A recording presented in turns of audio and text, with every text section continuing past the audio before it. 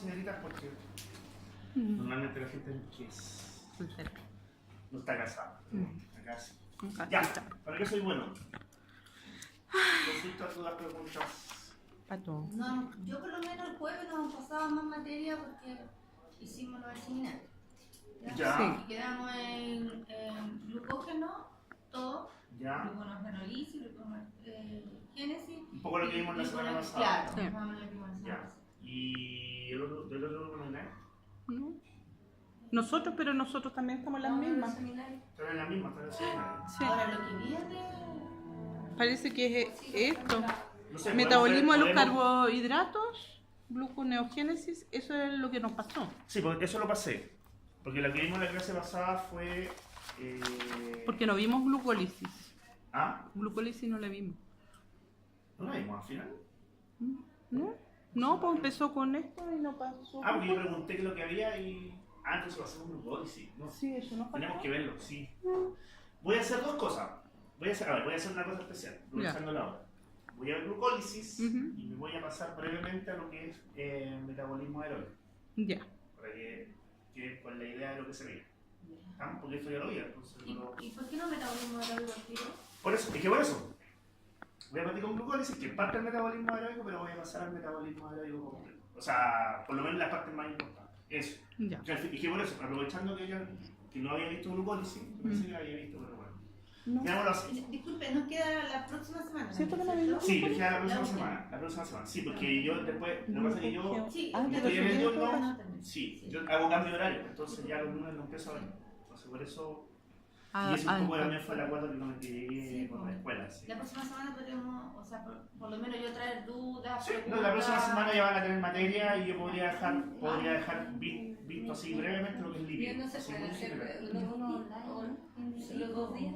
¿Ah? 2 días. ¿Lunes y martes? Sí, podría ser. Si se ponen de acuerdo, sería como el extraordinario, digamos. Ah, claro. Entonces, lunes y martes. Dale Bueno, con- vean ustedes. Yo Con voy- todo. Ya, pero sería obviamente una materia el lunes y una materia el Sí, martes, para no claro. tener que estar repitiendo. Ya. Entonces, vamos a ver metabolismo aeróbico. Aquí vamos a ver metabolismo aeróbico. Ya. Vamos a aprovechar el tiro de meter glucólisis. El metabolismo aeróbico parte siempre con glucólisis. ¿Qué características hay que aprenderse de glucólisis? Características generales. Primero, ¿qué es lo que es glucólisis? Catabolismo de glucosa. Siempre partiendo con la definición base. Segunda cosa importante de la glucólisis. ¿Dónde sucede? Sucede en el Citoplasma. citoplasma. ¿Cómo Ahora, tenemos que decir citosol? es lo mismo. Claro. Citoplasma, citosol son sinónimos. Si aparecen los dos términos. Ahora, la glucólisis sucede prácticamente en todas las células de la naturaleza, prácticamente en todas, pero hay una que se queda fuera, que es la neurona. Las neuronas no hacen glicólisis porque tienen especialización. Por lo tanto, los que hacen la glucólisis para el sistema nervioso, para el cerebro, para la médula, es la neuroglía, o la glía, células gliales. La que Ya. está en el reloj. Exacto. Entonces, ellas hacen glucólisis y ellas aportan la energía para la neurona. La neurona en sí no hace glucólisis. Entonces, de repente Ya. puede salir como una excepción. Tercero, son 10 reacciones. Y aquí nos vamos a ir un poco al detalle, un poquito más al detalle. Hay que recordar que estas 10 reacciones se dividen en dos. Una fase de inversión y una fase de recuperación. ¿Qué significa fase de inversión y fase de recuperación? Tiene que ver con la energía. Y cuando hablamos de energía tiene que ver con el ATP. Ojo con eso.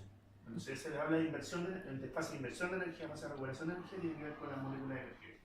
Principalmente el ATP. En la fase de inversión básicamente tiene básicamente tres características importantes. Primero son las primeras 4 reacciones.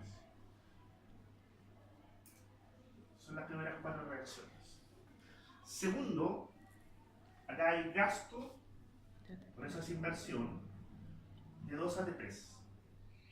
Y esto está dado en la reacción 1 y en la reacción 3. Y tercero, importante, se genera el rompimiento de la glucosa.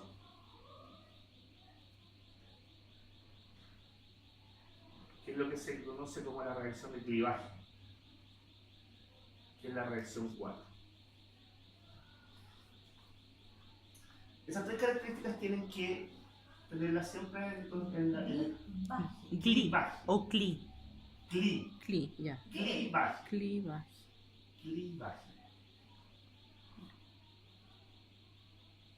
Que es un término más político que ¿cómo se llama? Es un término más político que de ciencia. El clivaje siempre tiene que ver con las zonas. Entonces, cuando se habla de rompimiento, básicamente hay 2 zonas, van a haber 2 moléculas. Eso. Cosas importantes de la fase de inversión para que tengan en consideración. La reacción 1 y la reacción 3 tienen el mismo tipo de enzima. Lo mismo la semana pasada. Son las famosas quinasas. Las quinasas siempre van a estar medidas en reacciones asociadas a moléculas fosfatadas. Principalmente asociadas al ATP, ADP, GTP, GDP. Ya. Son los que meten el grupo fosfato. Exacto, pero son las quinasas las que hacen esa cosa.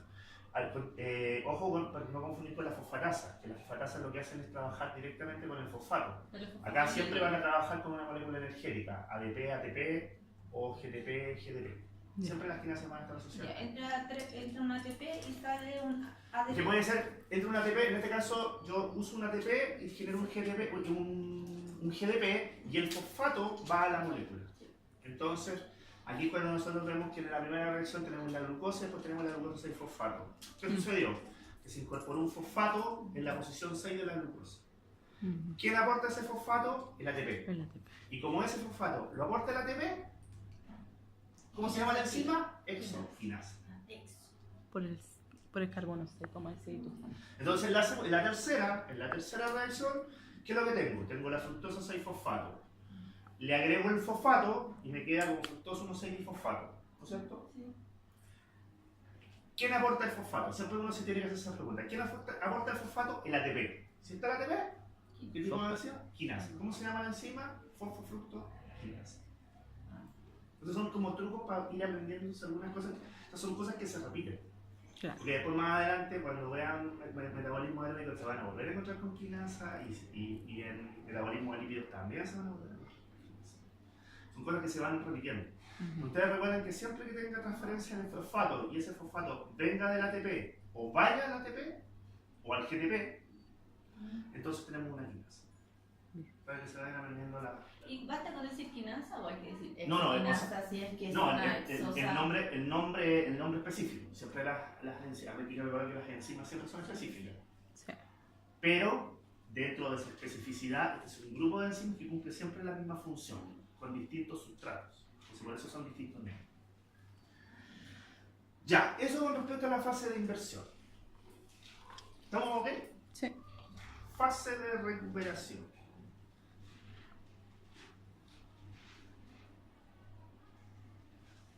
En la fase de recuperación, nuevamente nos vamos a encontrar básicamente con 3 temas en la fase de recuperación. Primer tema, las reacciones. Vamos a seguir un poco el mismo formato. Vamos a tener acá, aquí no van a ser, son 3, son 4. Las reacciones son de las 6 a las 10. Usted me dirá, pero ¿dónde está la reacción 5? ¿Cierto?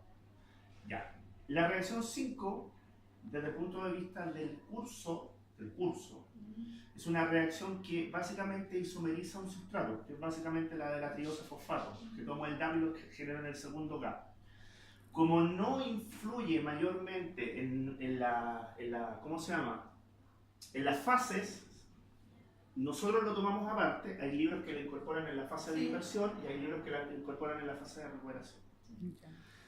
Para no tener problemas ni peleas, nosotros la dejamos libre. Entonces por eso yo paso de la 1 a la 4 y de la 6 a la 10 y la 5 queda en esta situación de que se transforma el DAP en GAP, en el segundo GAP, ¿ok? Para que no se confunda. Ahora, si usted va a estudiar del libro, en algunos se lo va a tener en la fase de inversión, en otros lo va a tener en la fase de recuperación. ¿Usted por cuál? ¿Por el Feduche? No, de hecho no me gusta. ¿Cuál es el que...? ¿El BOE o el Leninger? El Leninger. El Leninger lo coloca acá, Inversión. pero el BOE lo coloca en la fase de recuperación.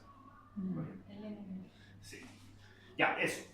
Segundo, vamos a tener la generación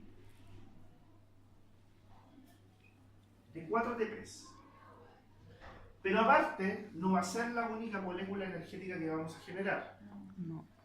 sino que además vamos a tener la generación de 2 NADH. Estos 2 NADH se van a generar en la reacción 6, estos 4 ATP se van a generar en la reacción 7. Vamos a hacerlo aquí. En la 7 y en la 10. El ATP en la 7 y en la 10, ¿cierto? Sí. Y la ATP en la 7 y en la 10. Y el NAD en la 6. ¿Ok? Adelante. Hola, buenas. Buenas.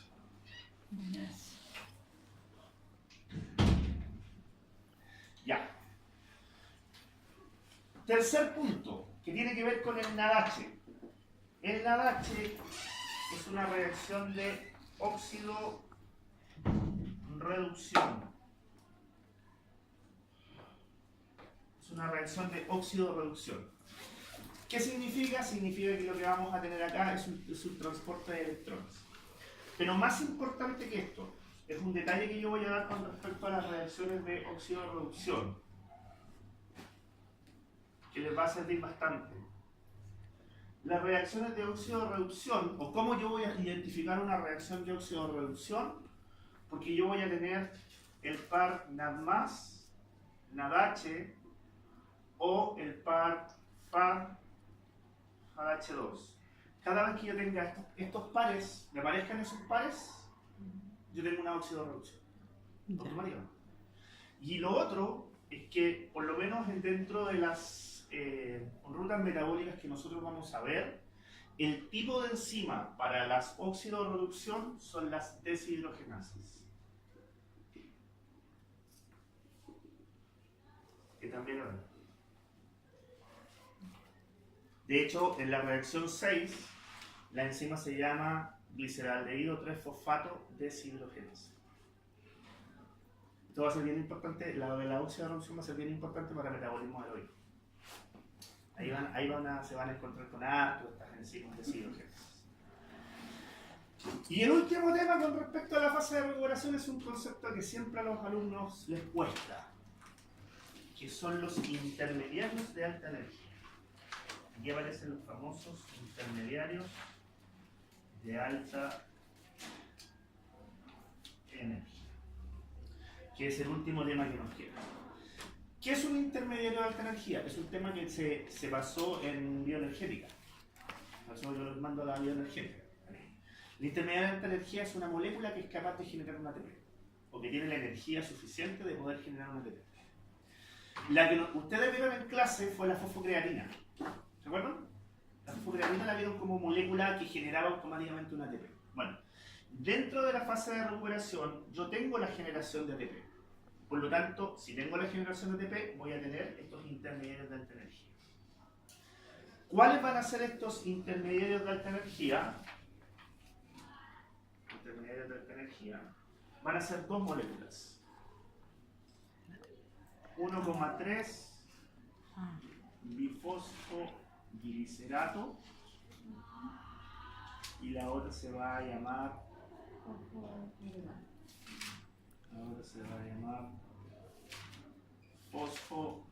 Enol piruvato. Enol piruvato. Fosfo. Enol piruvato. Y yo siempre hago la siguiente pregunta. Esa es la reacción 9, el fosfo. ¿En qué reacciones yo voy a encontrar estos intermediarios de alta energía? El fosfo enol piruvato es la 9. No. No. O sea, se Sí, genera en la 9, sí. pero funciona como intermediario de alta energía en la siguiente, En la 10. en la 10.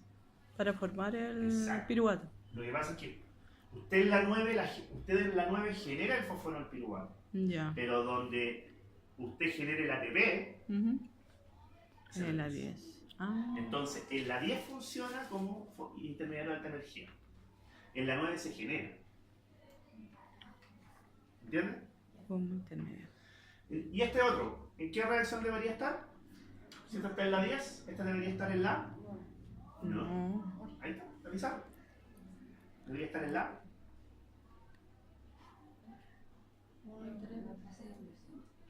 Sí, no, pero estoy preguntando, este intermediario de alta energía, estoy preguntando En la dónde está 6. este. ¿En la? No, porque la 6 es la del NAP. No.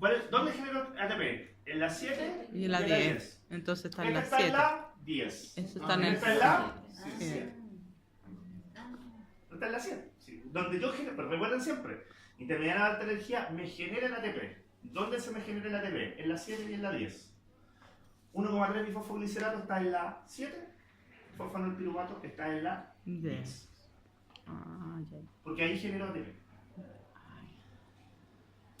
¿Me queda algo más? Ah, y una última cosa. Obviamente, el balance final. Balance neto. En el balance neto, también hay que tenerlo clarito. Ujú. 2 piruvatos. Genero 2 piruvatos, 4. cada uno de ellos tiene 3 carbonos. Hay que acordarse que la glucosa tiene 6, por lo tanto yo rompo la molécula y genero 2 de 3. Genero 2 ATPs netos, Ah. porque aquí generé 4. Y se pero gasta gasté los 2. 2, por lo ATP tanto netos. genero 2 ATPs netos, 2 finales, Ya. y finalmente genero 2 NADH. Ok. Esto es como un... Un resumen. Y no hay que poner ahí las moléculas de agua. No, porque en realidad, Que de repente se me confunde. sí, en realidad son anexas. Hay que aprenderse esas 3. 2 piruvatos como final, 2 piruvatos va a tener 2 NADH. Ya, ¿estamos bien? Aquí se sale de foto, me quedó bastante lindo. Profe, llegué recién. ¿Qué dice ahí en el primer paréntesis? ¿Dónde? Bueno. Citosol. Citoplasma o o citosol. citosol. Ah, Cualquiera de los dos nombres. Pero yo voy a subir el video. ¿Mm? Sí, ¿para qué? Las reacciones 1, 3 y 10. ¿Qué tienen de común las reacciones 1, 3 y 10? Son irreversibles. Eso era. Eso, uno, son irreversibles. ¿Pero por qué son irreversibles? Porque tienen un sentido nomás las flechas, no se devuelven. Claro, tiene que ver con un tema energético. A ver, tiene que ver con un tema energético. Yo siempre lo vuelvo de la siguiente forma. Si estos dos pisos estuviesen separados por 30 centímetros de distancia, ¿usted puede ir al piso de arriba si tiene 30 centímetros? Sí, no salta. Entonces, eso es una reacción irreversible. Una reacción reversible energéticamente hablando. Si usted quisiera pasar de este piso al piso de arriba, ¿lo podría hacer directamente? No. ¿Podría saltar y quedar en el piso de arriba? Eso es un problema energético. Cuando tenemos ese problema energético, nosotros tenemos una reacción irreversible. Entonces, lo que dijimos la semana pasada, lo que nosotros hablamos la semana pasada, cuando yo tengo una reacción que es energéticamente no la puedo dar vuelta, ¿qué es lo que tengo que hacer? O busco un camino distinto, como era en el bypass 1 de la gluconeogénesis, o cambio la enzima. Y por lo tanto, en vez de ocupar las quinasas, ocupo las fosfatas. Entonces, por eso yo hago esto. Ahora, hay otra cosa más también. La pregunta es bien genérica. Podría también aparecer una pregunta respecto a glucólisis. ¿Qué caracterizaría a la reacción 1? ¿Dónde está? La reacción 1, la reacción 3 y la reacción 10. El que si está involucrado el ATP, ¿qué tipo de enzima debería encontrar? Quinasa. Entonces, ¿qué encuentro? Exoquinasa, Exoquinasa y- fosfofructoquinasa, piruvato-quinasa. Mm. También podría ser una pregunta. O sea, también se podría responder de esa forma. O sea, ahí es donde los perversos profesores de bioquímica comenzamos a jugar con eso. Ya, eso. ¿Estamos claros, muchachos? Ya, vamos entonces a comillas, a adelantar materia para que quede claro lo que viene un poquito más adelante. Ya que no pasaron mucha materia por el tema de los seminarios, vamos a un poco adelante. ¿Puedo borrar, no es cierto? Sí. Ya, borramos. Ya, vamos a seguir con metabolismo aeróbico. Yo voy a ver generalidades, ojo, voy a ver generalidades para que puedan entender los procesos.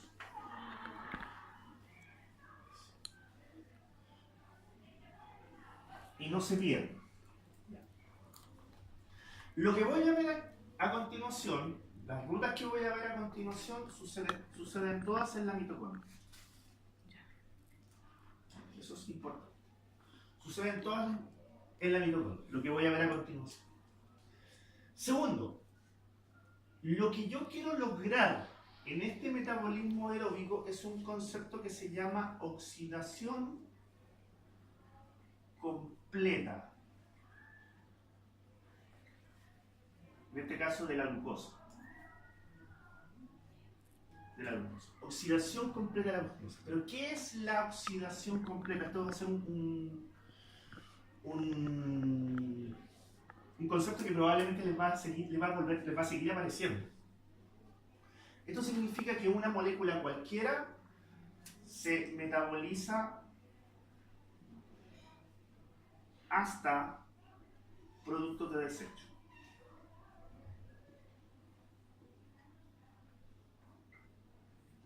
Se metaboliza hasta productos de desecho. Y en el caso de la glucosa, los productos de desecho son dos: CO2 y agua.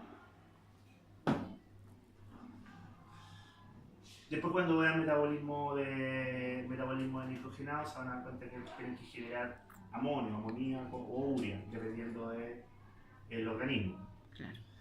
Pero siempre este concepto es un concepto que no olviden, el concepto de oxidación completa. Siempre cuando les digan la oxidación completa de cualquier molécula es hasta sus puntos de desecho. Siempre. Profesor, Ya. para los seminarios me acuerdo de que tratar de entender lo del líquido y decía que la oxidación de los líquidos prácticamente era degradarlo hasta Exacto. terminar con la última molécula. Exactamente. Básicamente, cuando usted degrada un líquido, esto lo va a hacer un poquito más adelante, va a ser un poco lo que voy a explicar la próxima semana. Hay un proceso que se llama beta-oxidación, que me imagino que tiene que haberlo leído. Y la beta-oxidación, ¿qué es lo que es? Usted toma el líquido, lo corta en fracciones de 2 carbonos. Y después esas fracciones de 2 carbonos las degrada hasta CO2. Y es un proceso que no para. O sea, no es que usted dice, no, aquí yo voy a quedar hasta acá. No, esto no para. Es continuo. Si lo que quiere obtener energía, no para. Ese es básicamente el tema. Entonces, cuando se habla de la degradación de lípido, se dice que la degradación de lípido tiene que ser una oxidación completa. Una degradación completa. ¿Ok? Ya. ¿Cuál es el objetivo del metabolismo aeróbico? Simple. Generar ATP. No olviden esto. Yo lo que busco es generar energía. ¿Cómo? Ahora lo vamos a ver. Pero mi objetivo final es generar energía. Ya. Para el metabolismo aeróbico, estos son los dos conceptos generales que tienen, las tres cosas que tienen que tener claridad al momento de enfrentar el tema. Primero, todo lo que vamos a ver sucede en la mitocondria. Segundo, lo que se busca es la oxidación completa de la glucosa, es decir, generar finalmente CO2 y agua. Y tercero, generar energía en forma de ATP. Eso es lo que buscamos. Ya, ahora, para ello, después de la glucólisis, por eso la glucólisis la pasamos primero, o sea, la glucólisis es parte del metabolismo aeróbico. Después de la glucólisis vienen dos rutas metabólicas y viene un proceso acoplado. Las rutas metabólicas se llaman oxidación del piruvato. La segunda ruta es el famoso ciclo de Krebs. Y el proceso que finaliza todo es un proceso acoplado que se llama cadena transportadora de electrones y fosforilación oxidativa. Entonces son dos rutas metabólicas y un proceso acoplado. Por si alguien tiene la duda, porque yo a esta la llamo rutas y a este la llamo proceso. Las rutas yo puedo distinguir entre un sustrato y un producto. En los procesos yo no puedo hacer eso. Sé que sucede. Esto es un proceso. Cadena transportadora de electrones y fosforilación oxidativa. En la cadena transportadora de electrones con fosforilación oxidativa ustedes no van a tener sustratos y productos. Sí, vamos a tener. Pero sí van a tener algo que va a suceder que finalmente va a tener un resultado final. Entonces por eso yo voy a estar tratando como un proceso. ¿Okay? Cadena transportadora de electrones, fosforilación oxidativa. Ya. Ahora, como esto sucede en la mitocondria, la oxidación del piruvato y el ciclo de Krebs suceden en la matriz Mitocondria. mitocondrial. Y el proceso de cadena transportadora de electrones con fosforilación oxidativa se encuentra ubicado en la membrana interna. O también llamadas las famosas crestas mitocondriales. Ahí es donde ustedes van a encontrar ustedes físicamente con este proceso. Ya. Les voy a explicar el proceso en general. Pongan atención, les voy a hacer un dibujito que a mí me sirvió bastante con los cursos del diurno para que pudieran entender el concepto general. El nota no se ha visto muy bien reflejado, pero por lo menos ya está lo que sucede. Por lo menos el otro día les pregunté y tenían más o menos claro. Ya. Voy a partir con la glucosa y la voy a transformar en piruvato. ¿Este proceso cómo se llama? Glucólisis. O glicólisis. Glucólisis o glicólisis. Ahora, en este proceso yo voy a generar neto 2 ATPs, pero además, lo voy a colocar hasta este lado, voy a generar 2 NADH, que es lo que nosotros acabamos de ver ahora. ¿No es cierto? Ya. Este piruvato pasa a la mitocondria. ¿Desde dónde? Desde el citoplasma. Nosotros teníamos todo en el citoplasma, ahora lo pasamos a la mitocondria. Ahora, este piruvato en la mitocondria se va a transformar en un compuesto que se va a llamar acetil coenzimo A. Aquí aparece el famoso acetil coenzimo A. Ahora, la glucosa tiene 6 carbonos, piruvato tiene 3 carbonos, piruvato tiene 3 carbonos, y el acetil coenzimo A tiene 2 carbonos. ¿Qué sucedió? Descarbonización. Perdió un carbono. Eso se llama descarboxilación. Pero perdió un carbono. Porque lo vimos de hecho la semana pasada en lo que era la descarboxilación. Por lo tanto, acá yo voy a perder un carbono en forma de CO2. Y es importante, ¿por qué? Porque acá se produce uno de los primeros productos de desecho. Ahora, en esta reacción también voy a generar 2 moléculas de NADH. Aquí en realidad se generan 2 CO2. Y todo debería estar multiplicado por 2. 2, 2, 2. Ahí está. 2 CO2 y 2 NADH. Este proceso que está acá, que es el paso del piruvato al acetil coenzimo A, se conoce como oxidación del piruvato. A ver la oxidación del piruvato. ¿Del piruvato a acetil COA. Entonces, Sí. eso es la oxidación. Exacto. Y fíjense, ¿por qué es una oxidación? Porque estoy generando una H, por lo tanto Sí. aquí tengo una óxido reducción. Reducción. Ya. Una vez que yo genero, ¿estamos claros hasta aquí? Ujú. Esto es la generalidad para que ustedes tengan el mapa completo. Cuando yo tengo el acetilcoenzimo A ya generado, lo voy a meter a un ciclo. Este ciclo se va a llamar ciclo de Krebs. Este ciclo de Krebs son 8 reacciones. Y pregunta, ¿por qué es un ciclo? Porque ¿qué debería pasar para que esto sea un ciclo? Se vuelve a repetir, pero si yo lo veo desde el punto de vista de un metabolismo, ¿qué debería pasar? Aquí tengo un compuesto, aquí tengo otro compuesto, aquí tengo otro compuesto, aquí tengo otro compuesto, aquí tengo otro y otro. Y bueno, y sigo.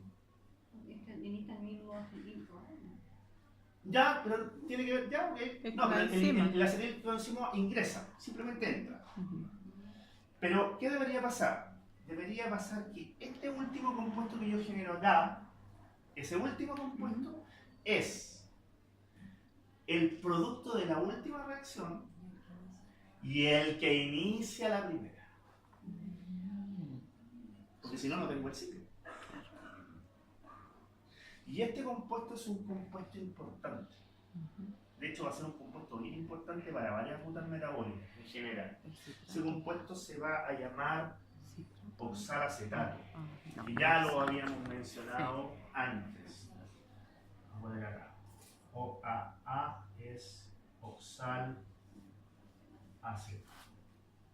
Entonces, el último regula que No. El último, este oxalacetato es el producto de la última reacción, pero es el sustrato de la primera. Entonces, como es el producto de la última y el sustrato de la primera, ahí yo formo el ciclo. Entonces va a ser súper importante este componente, ¿por qué? Porque más adelante el que permanezca o siga generándose el ciclo de Krebs va a depender mucho de que este compuesto, oxalacetato, esté o no presente, o tenga o no tenga. Si no tengo, ¿puedo tener un ciclo de Krebs? No. No, por lo tanto, la mitocondria, la célula, va a hacer todo lo posible para que este compuesto no se acabe. Van a haber ocasiones en que se acaba, pero siempre va a tratar de que no se acabe. Lo otro importante, la otra cosa importante es que estos son 8 reacciones. 8 reacciones. Ya, ahora, el ciclo de Krebs completo me genera 4 CO2.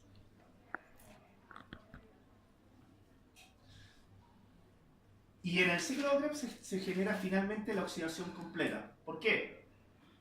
Acá yo tengo 2 CO2. Acá yo tengo 4. 4 más 2. Son seis.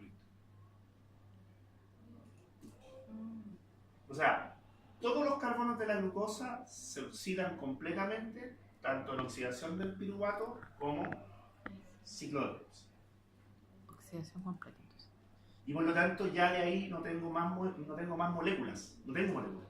Tengo solamente moléculas de desecho. Por eso la última parte es un proceso, no es una ruta. Segundo, vamos a obtener acá 2 GTPs. Esto todo lo estamos viendo por glucosa. Vamos a tener 2 GTP, 2 moléculas energéticas, que después se van a poder interconvertir para el balance en 2 ATPs. Pero lo más importante, por ciclo de Krebs voy a generar 6 NADH y 2 FADH2. Y eso se va en la cadena. Y obviamente estos componentes van a estar asociados a reacciones de tipo redox, como lo vimos anteriormente.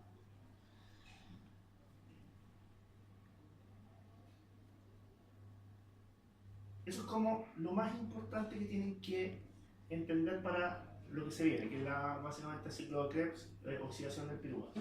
Después van a haber algunas cosas específicas, no sé. Oxidación del piruvato son 3 reacciones armadas en una sola. Ciclo de Krebs son 8 reacciones y estas 8 reacciones las van a tener que ver en profundidad. Claro. O sea, así como les pidieron aprenderse las 10 de glucólisis, también les van a pedir aprenderse las 8 de ciclo de Krebs. Así, por eso, esto es un adelanto para que se vayan preparando y todo. Ya, ¿estamos claros hasta aquel momento? Sí. Ya, entonces, voy a borrar un poquito acá. Generamos NADH, generamos FADH2, los marcamos de forma especial. Ya dijimos que ya no teníamos más carbonos de la glucosa porque ya los oxidamos completamente en oxidación del piruvato y ciclo de Krebs. Y este NADH y este FADH2 los vamos a mandar a lo que es la cadena transportadora de electrones. Vamos a poner un poquito más cerca.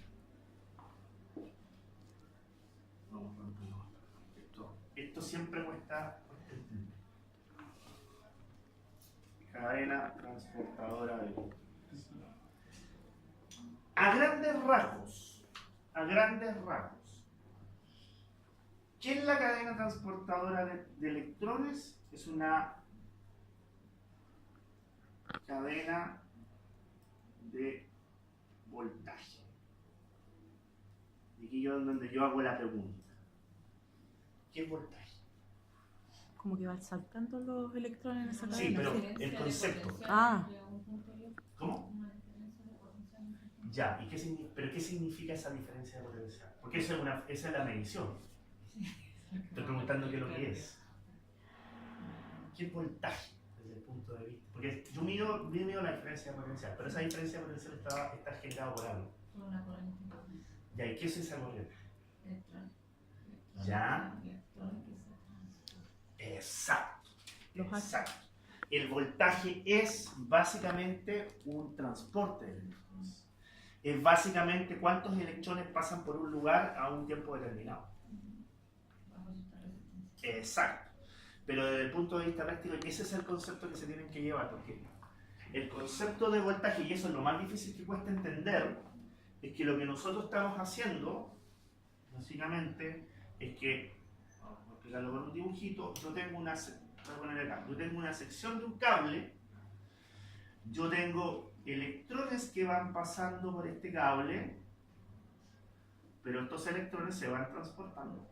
Claro, van saltando. Y esto se hace en una unidad de tiempo. ¿No es cierto? Eso es lo que sucede. ¿Y el cable qué es lo que son? El cable es un metal, entonces el electrón está en un metal, después pasa al 8, después pasa al 8, después pasa al 8, y mientras tanto viene el 8 atrás, que pasa al 8, así.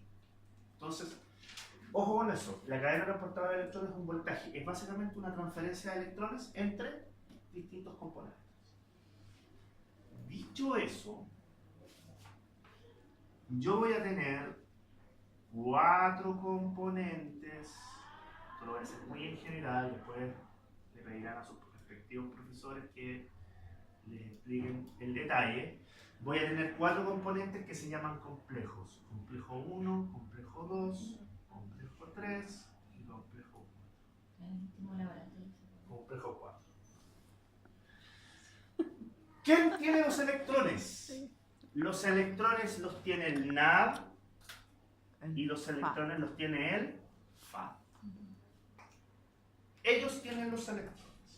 Y lo que van a hacer es pasarle los electrones a estos complejos. Por lo tanto, se va a dar un flujo. NADH le va a entregar sus electrones al complejo 1. Del complejo 1 se van a transportar al complejo 3. Del complejo 3 se transportan al complejo 4. Y del complejo 4 finalmente llegan al oxígeno. Y el oxígeno, cuando recibe los electrones, se transforma en H2O. Agua. Y aquí viene una de las cosas importantes. ¿Por qué? Porque el agua también es un producto de desecho. Igual que el CO2. pero es un producto de desecho a partir de el oxígeno. Y como está metido el oxígeno, esto se llama metabolismo aeróbico. Ahí está. Entonces, ojo con la cadena, que la cadena es bien importante desde el punto de vista de los conceptos. Tenemos el oxígeno, por lo tanto transforma todo básicamente en un metabolismo aeróbico. Si ustedes se dan cuenta, todo lo anterior no tiene oxígeno. Todo lo que tenemos ahí puesto no tiene, en ninguna parte aparece el oxígeno. El oxígeno aparece Acá. recién acá. Pero con que aparezca acá, hace que todo esto, como está secuenciado, sea aeróbico. Porque este NADH, ¿de dónde viene? De acá, de acá. Después vamos a trabajar con el FAH2. ¿De dónde viene? De acá. ¿Me entienden? Sí. O sea, por eso el metabolismo aeróbico es, comillas, más fácil de estudiar porque es secuencia. Entonces se aprende esto, se aprende esto, se aprende esto, se aprende esto y se aprende la fosforilación asiática. Secuencia. Esa es una forma de estudiar. Claro. De forma de ver. Ya. Profesor, ¿por qué se saltó el 2? Buena pregunta. Porque Pues el se va a 2 ocupar. entrega sus electrones El FAL. el FAH2. Entonces, los electrones del FAH2 van a dar al complejo 2. De ahí. Del complejo 2 van a dar al complejo 3. Del complejo 3 van a dar al complejo 4. Y finalmente del complejo 4 van a dar al oxígeno. Por eso me lo salté.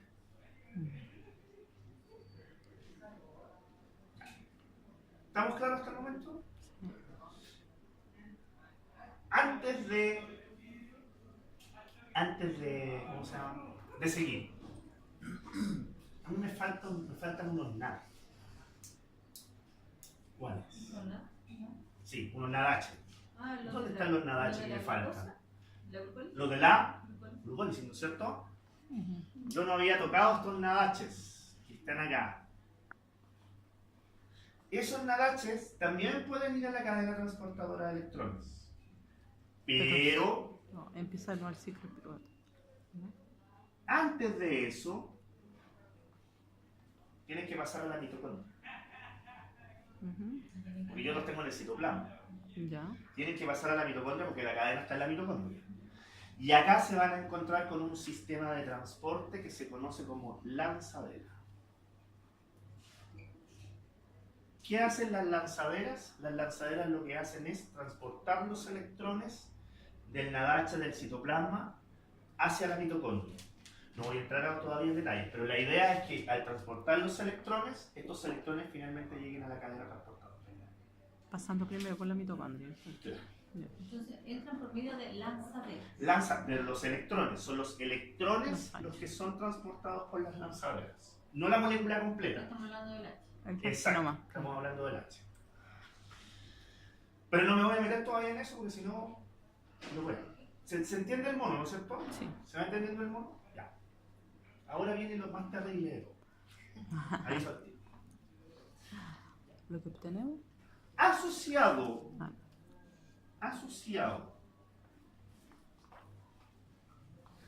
a esta cadena transportadora de electrones que explicamos acá, hay un segundo concepto. Perdón. Hay un segundo concepto que tiene que ver con el tema de la energía.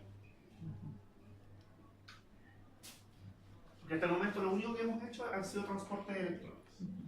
Pero ¿cuál era uno de los objetivos que nosotros queríamos hacer del metabolismo aeróbico? Nosotros queríamos generar ATP. ATP. Ese es uno de los objetivos básicos. Generar ATP. Por lo tanto, tenemos que hablar de la energía. ¿Qué está pasando con la energía? La energía se comienza a acumular mediante un sistema que se conoce como teoría quimiostática.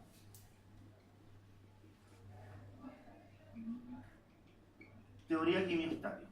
¿Qué me dice la teoría quimiostática? La teoría quimiostática me dice que yo, junto con estos complejos que están acá, yo voy a tener unos canales transportadores de protones. Y lo que voy a hacer es que voy a transportar los protones Ujú. desde la matriz Y tocando. hacia el espacio intermembrana. Ujú. Ese es el flujo que yo voy a tener.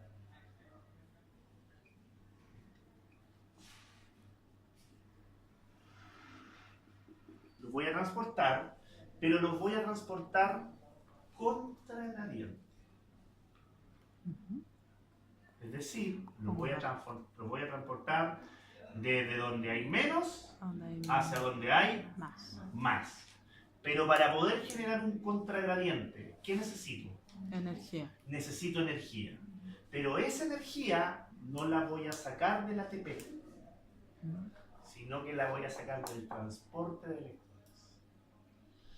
¿Por qué? Cuando usted tiene el transporte de electrones, ¿qué sucede con el cable? Por ejemplo, si yo aquí, si esto yo lo tuviese tocado, si esto que está acá yo lo tuviese en la toma corriente, ¿qué pasaría con este cable? Se calienta, ¿no es cierto? Y si se calienta, ¿qué significa? Significa Mucha que el energía. transporte de electrones me Libera. está generando una cantidad de energía, pero como la energía no está siendo ocupada, se disipa. En este caso, yo voy a tener este transporte de electrones, pero no voy a perder la energía. ¿Para Ya qué voy a todo, ocupar sí. esta energía? Para hacer este transporte. Entonces, voy a generar una diferencia de protones, básicamente, que es lo que me dice la teoría quimiostática, me va a decir que yo voy a tener una diferencia de protones que va a ser proporcional a la cantidad de energía. Ojo con eso. Ojalá que después cuando lo revisen, voy a volver a repetir. Proporcional. La teoría quimiostática me dice que la diferencia de protones que se va a generar es proporcional a la energía. Eso es lo más importante que tienen que tener claridad con respecto a la teoría quimiostática. Más allá de lo que sucede, cuántos protones pasan o no pasan, eso da prácticamente lo mismo. Lo importante es que la diferencia de protones que yo voy a generar acá es proporcional a la energía. ¿Estamos? Sí. ¿Estamos? O sea, si yo transporto 10 protones, Voy a generar, por ejemplo, usted transporta, voy a poner un ejemplo, usted transporta 5 y transporta 10. Si usted transporta 5 va a tener una cantidad de energía, si usted transporta 10 va a tener más energía. Es proporcional. Eso. Ahora, después se va a dar cuenta que vamos a tener una diferencia y esa diferencia se va a reflejar en esto que está acá. ¿Okay? Pero eso lo vamos a dejar un poquito más claro. Pero lo importante es eso, lo importante es que independiente del mecanismo, independiente de lo que suceda, lo más importante de la teoría quimiostática es que la diferencia de protones que yo genero entre estas dos zonas es proporcional a la energía que yo después voy a poder generar. Eso. Ya. Y finalmente, para aprovechar esto, vamos a hacerlo chiquitito acá, no quiero desarmar el mono. Voy a tener la última parte que me falta, que es la fosforilación oxidativa. Que es la última parte. Obviamente, para que yo tenga fosforilación oxidativa, ¿qué tengo que tener primero? La cadena transportadora. ¿Y qué me dice la fosforilación oxidativa? La fosforilación oxidativa va a estar conformado por un complejo que se va a llamar complejo 5. Aquí tenemos 4 y el 5 es de la fosforilación oxidativa. ¿Qué hace este complejo? Estos protones que yo mandé hacia el espacio intermembrana, los devuelvo en este complejo 5 hacia la matriz. Pero esto es el equivalente a un molino. Mientras mayor cantidad de protones yo devuelva, mayor es la energía que voy a tener. ¿Para qué? Para fabricar ATP. Aquí se genera el efecto molino. ¿Ustedes saben cómo funciona un molino? Me imagino que todos saben cómo funciona un molino. Si yo tengo un molino de viento, por ejemplo, mientras más viento hace, más rápido se mueven las aspas. Pero ¿para qué yo generalmente utilizo un molino de viento? Para transformarlo en una segunda forma de energía. sea un movimiento, sea electricidad, ¿no es cierto? Eso es lo que yo hago. El concepto es el mismo. Yo acá generé un gradiente y ese gradiente tengo que devolverlo. Es como que yo no sé, porque tengo acá una cantidad de agua, acá tengo poca cantidad de agua y yo como sea tiro todo el agua para arriba. Si yo la quiero devolver, mientras más agua tenga, mayor es el flujo. Mientras mayor es el flujo, mayor es la energía. Acá es lo mismo. Mientras mayor sea la diferencia entre este y este, cuando yo lo devuelva, mayor es el flujo de protones y por lo tanto más energía puedo realizar o puedo generar. Entonces, con todo esto, si nosotros revisamos los... ¿Alguien me puede leer los objetivos? Los objetivos que coloqué al principio. Y con esto cierro. ¿Cuáles eran los objetivos que yo había colocado? Oxidar completamente la Oxidar Oxidar hasta producto de desecho, objetivo generar ATP. Ya. O sea, lo primero era oxidar completamente la molécula de glucosa. ¿Lo logré? Sí. Generé CO2, generé agua. ¿Y cuál era el segundo? Generar ATP. Ahí está. Por eso, nunca hay que olvidar que cuando uno ve una ruta metabólica, lo más importante son los objetivos de ella. Y aquí va a ser sobre todo muy importante porque aquí no tenemos solo una, sino que tenemos dos rutas metabólicas más un proceso completo. ¿Ok? Eso. Yo sé que no es fácil. ¿Cuánto ATP al final es lo que se... Al final, ¿38? al final son 36 o 38. Ay, ¿De qué no va a es... depender? Ya. ¿De qué va a depender el 36 o 38? Ah, ya. Eso. Ahí va a estar la diferencia. Eso se lo doy como para que después, Lo averigüemos. si lo averigüen, si lo pase el profe, lo pregunten, Ya. lo que sea. Pero la diferencia entre 36 y 38 va a estar en las lanzadas. En esa diferencia, Esa no está en el ese paso de citoplasma. Nadache, desde el citoplasma a la mitocondria. Ok. Muchachos, yo hice el resumen general, pero yo entiendo y sé que no es una ruta fácil, es quizá una de las rutas más complejas. Aparte tiene un problema práctico, tiene el ciclo de Krebs, que siempre es complejo. Sí. Es complejo. Lo hemos pasado hartas veces, pero todavía nos falta. ¿Ah? Lo hemos pasado varias veces. Por- En biología, pero en otras pero cosas. aún así, yo siempre digo que el ciclo de Krebs es central, es vital para Sí, muchos para procesos metabólicos, también va a ser muy importante para muchos procesos farmacológicos el ciclo de Krebs. Ujú. Un poquito más adelante, pero siempre es complejo, uno se le olvida para qué sirve, dónde está, todo eso. Entonces, Ah, con pero hay esto, un esquema. ojalá que les pueda servir un poquito desordenado en términos de la pizarra, pero lo importante es que lo puedan entender desde el punto de vista de que son procesos concatenados, son procesos que están unidos. Por eso lo paso de esta forma. O sea, yo para poder llegar a generar ATP en la fosforilación oxidativa, yo tengo que partir con glucólisis.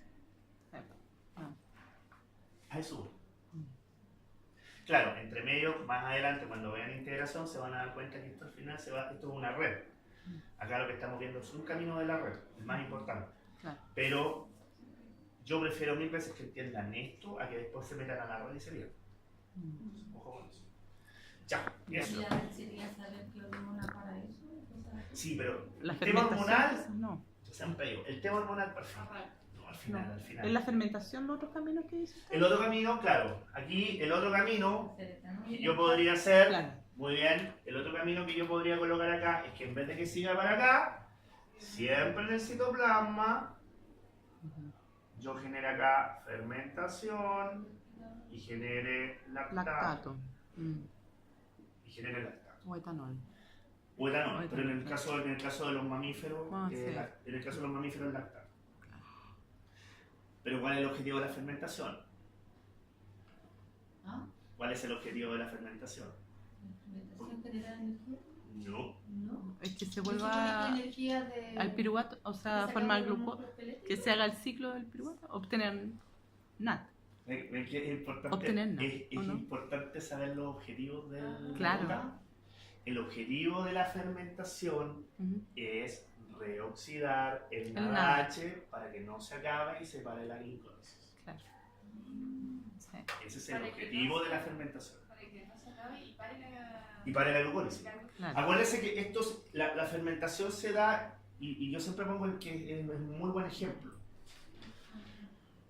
Supongamos que usted sale corriendo acá porque, no sé, le dio un ataque de locura y se puso a correr. Le vino un forreciclado. Todos vieron un forreciclado, ¿no es cierto? Sí. El tipo se pone a correr por nada, ya, le vino un forreciclado. Y usted se pone a correr, obviamente se le acaba el oxígeno, entra en estado de anaeróbico, comienza a hacer fermentación, pero supongamos que la fermentación se para. Si la fermentación se para, yo no puedo reaccionar el NADH y por lo tanto la glucólisis se para. Y si yo paro la glucólisis, paro todo. ¿Y paro todo qué sucede? Me muero. No, ahí. Hay que hacer.